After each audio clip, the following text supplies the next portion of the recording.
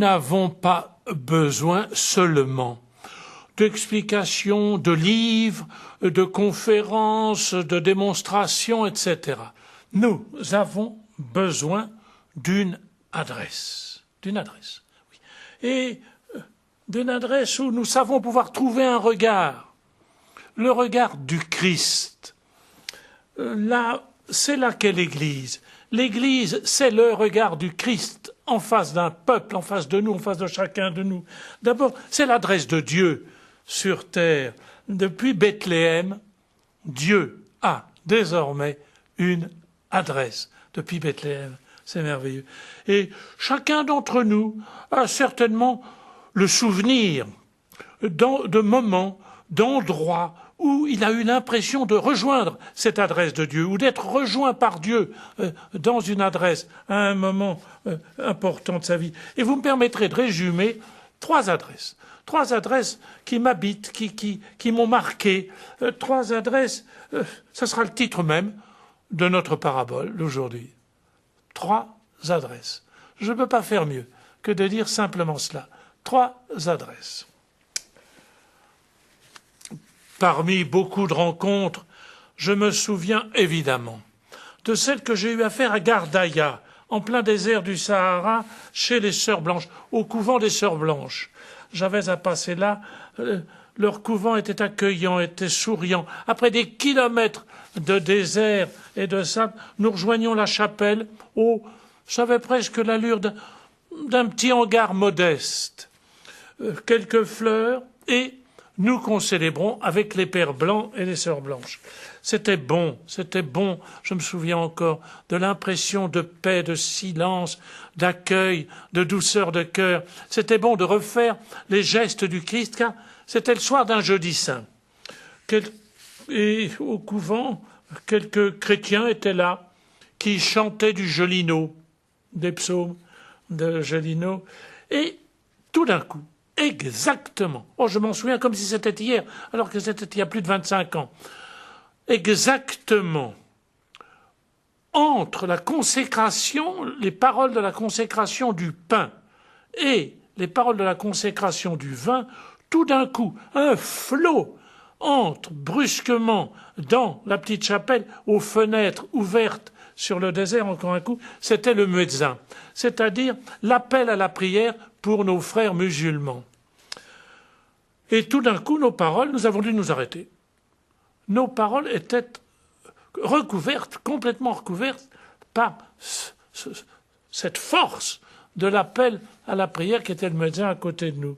À côté de nous, un autre lieu, une autre adresse, d'autres hommes, ceux-là même dont certains avec qui nous allions dîner, partager le pain et le sel après la messe du jeudi saint, et eux aussi étaient appelés à la prière.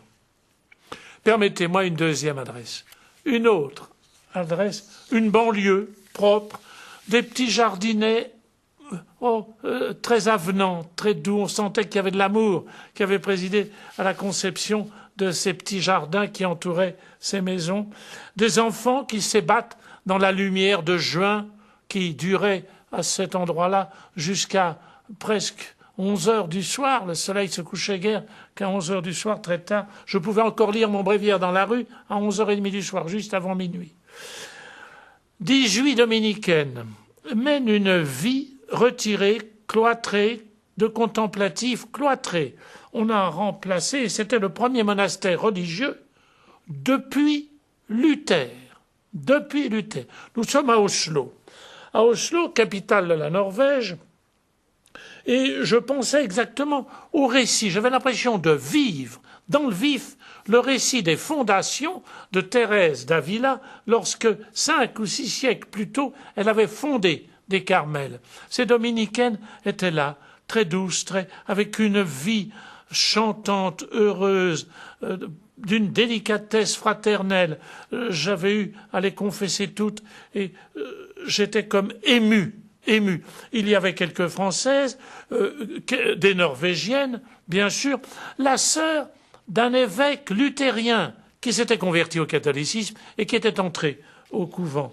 Et on avait remplacé les grilles. les grilles du parloir, qui autrefois étaient en fer, on en avait mis elles étaient un peu rébarbatives en fer, et on en avait mis des beaucoup plus douces dans un très beau bois qu'ils ont en Norvège.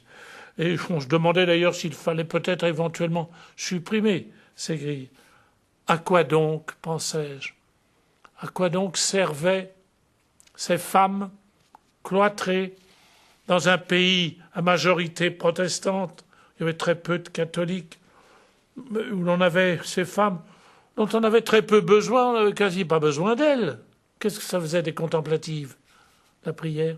Et cependant, elle maintenait l'adresse de Dieu, du Christ. Maintenant, venez à Augsbourg, toute autre ville, très belle. Elle avait été, bien que les usines Messerschmitt, les avions Messerschmitt n'étaient pas très loin de la ville, la ville avait été miraculeusement épargnée par les bombardements de la guerre.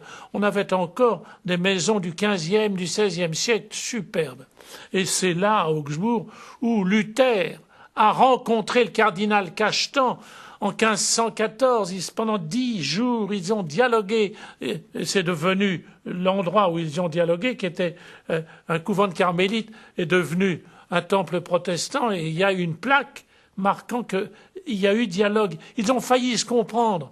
Quel dommage, quel dommage. Et puis, ça s'est terminé par la rupture. Et alors, nous étions le jeudi saint au couvent dominicain, et la messe était chantée, comme les Allemands savent admirablement chanter, c'était la messe du couronnement de Mozart. J'étais un peu surpris de voir que certains des pratiquants, des fidèles qui assistaient profondément à cette messe, avaient quand même la partition de Mozart sur les genoux. Et ensuite, je me suis dit, bien après tout, peut-être que c'était une manière d'être encore plus unis à la célébration du jeudi saint. Et le lendemain, le prédicateur du couvent, il n'y avait pas eu de cloche, évidemment, comme c'est la coutume chez les catholiques. Le prédicateur du couvent, le vendredi saint, aux environs de 3 heures, prêchait le chemin de croix. Et tout d'un coup, à Augsbourg, j'ai oublié de vous dire, qu'il y a, juste à côté de toutes les églises catholiques, il y a une église protestante. Oh, souvent, à 1 mètre de distance, 1,50 m ou un petit passage. Là, il y avait juste un petit passage à pied de 3 mètres de large. Et tout d'un coup, le prédicateur catholique du couvent est obligé de s'arrêter car les cloches du temple protestant sonnaient à toute volée, comme le médecin, pour appeler les fidèles à la prière. Et évidemment, nous avons été obligés de nous arrêter. J'y repensais. Bien sûr, l'adresse de Dieu ne se limite pas à tel ou tel bâtiment, à tel ou tel signe, à tel ou tel lieu. Mais dites-moi, serait-ce une raison pour ne pas aimer notre Église, notre adresse, ou pour la bouder simplement, ou la critiquer, l'adresse de Dieu qui nous est proposée?